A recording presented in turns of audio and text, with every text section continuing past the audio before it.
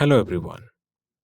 आपने अक्सर स्पेस में ब्लैक होल के बारे में सुना होगा, पर क्या आपको पता है कि आखिर ब्लैक होल होते क्या हैं? ब्लैक होल का जन्म कैसे होता है? क्या ये सिर्फ अंधेरा है या फिर एक गेटवे है किसी नए यूनिवर्स का? क्या इनके अंदर वक्त रुक जाता है? और सबसे बड़ा प्रश्न, क्या हम कभी इसके राज को पूरी तरीके से जान पाएंगे? पता नहीं। आइए आज हम इस वीडियो में समझने की कोशिश करते हैं कि आखिर एक ब्लैक होल क्या होता है, वो कैसे बनते हैं और उसके टाइप क्या-क्या होते हैं। मैं हूं लकी और स्वागत है आपका अस्टडी डीआईवाई पर।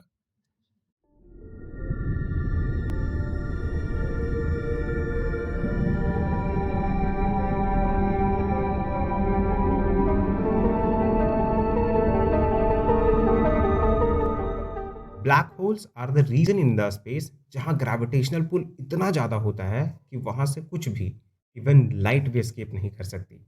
जनरली ब्लैक होल किसी गैलेक्सी की गैलेक्टिक सेंटर में लोकेटेड होते हैं। जैसे हमारी मिल्की वे गैलेक्सी की गैलेक्टिक सेंटर में जो लोकेटेड ब्लैक होल है उसका नाम है सेगिटेरियस ए।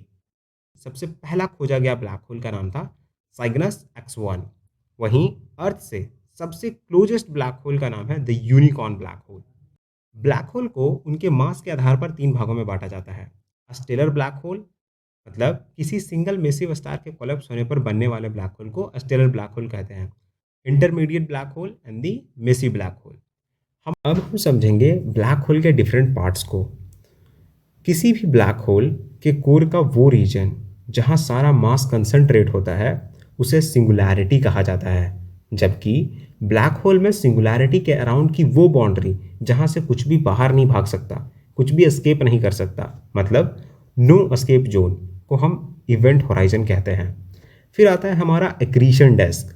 ब्लैक होल में बहुत ज़्यादा ग्रेविटी होती है, इसलिए जो नियर बाई स्टार या गैस क्लाउड जो होते हैं वो उसकी ओर खींचे चले आते हैं। ये सारे मैटर ब्लैक होल के अराउंड एक डिस्क बना लेते हैं। इसे ही एक्रीशन डिस्क कहा जाता है। ब्लैक होल के सेंटर यानी पॉइंट ऑफ सिंगुलैरिटी से लेकर इवेंट होराइजन वाली बाउंड्री तक की रेडियस को स्वार्ड चाइल्ड रेडियस कहा जाता है।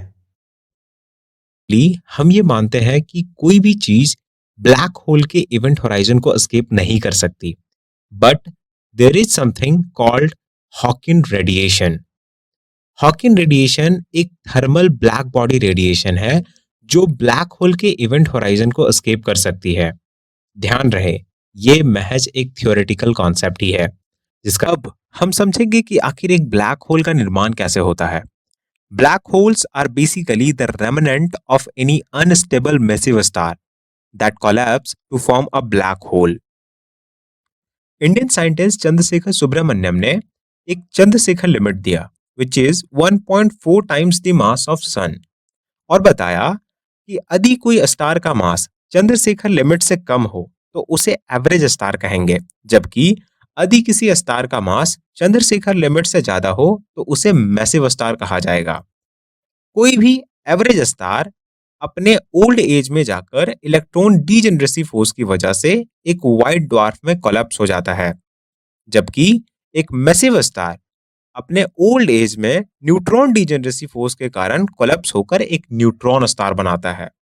Now similar to Chandrasekhar limit there is another limit called TOV limit या फिर एलओवी लिमिट। टीओवी लिमिट का मतलब है टॉलमैन ओपेनहैमर वॉल्कॉफ लिमिट या फिर एलओवी का मतलब लैंडाउ ओपेनहैमर वॉल्कॉफ लिमिट। ये लिमिट बेसिकली एक cold non rotating neutron star के मास के बारे में बताती है।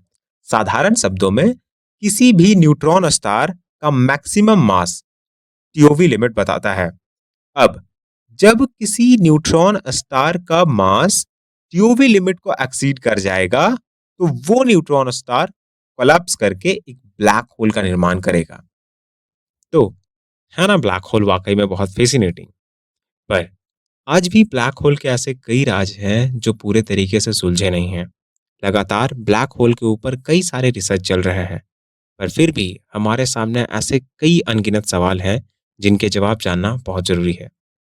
क्या हम कभी ब्लैक होल के अंदर झांक पाएंगे? क्या वाकई में एल्बर्ट आइंस्टाइन द्वारा दी गई वार्म होल जैसी कोई चीज होती है? क्या वाकई में ब्लैक होल किसी नए डायमेंशंस का द्वार है? कौन जानता है? आप अपने विचार कमेंट सेक्शन में लिख के बताएं। आज के लिए बस इतना ही। Thank you so much. Keep learning.